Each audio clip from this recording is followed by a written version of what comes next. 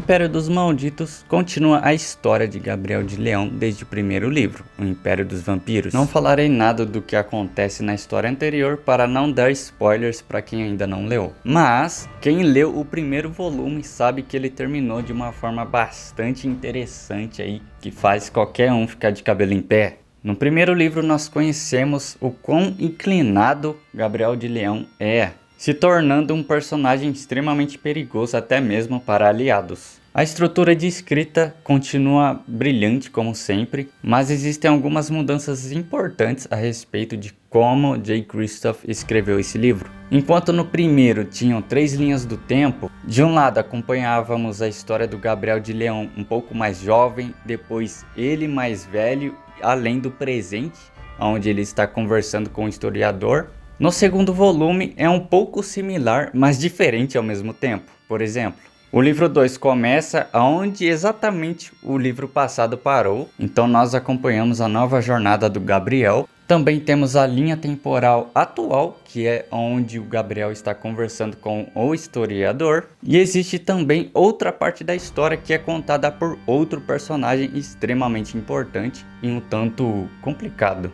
E eu achei um tanto genial como o J. Kristoff encontrou essa forma de expandir o próprio universo, porque ele usa outros personagens para fazer isso. Nesse livro nós vemos um pouco mais a respeito aí da ótica dos próprios vampiros, ou seja, dos altos sangues. No primeiro livro tivemos um pouco disso, mas nem se compara com o que vemos aqui nesse livro. Aqui nós temos a honra ou o infortúnio de acompanhar de perto a história desses altos sangues, que são tidos como os verdadeiros vilões aí de toda a série. E você vai lendo aquela história e percebe que aconteceram várias coisas muito complicadas que colocam o mundo todo em perigo em virtude de certas atitudes de certos personagens. Aqui nesse livro você percebe que a guerra entre humano e vampiro, na verdade, é uma atitude de criança birrenta perto do que está em jogo, no que acaba desembocando em alianças duvidosas, mas não por opção, mas por obrigação. As cenas sangrentas e de guerra são ainda melhores do que no primeiro livro, destacando o quão grandiosas elas são e principalmente a antecipação para essa guerra acontecer, que cria realmente toda uma atmosfera grandiosa, e o livro faz questão de destacar isso de forma que você, leitor, consegue se imergir, se sentir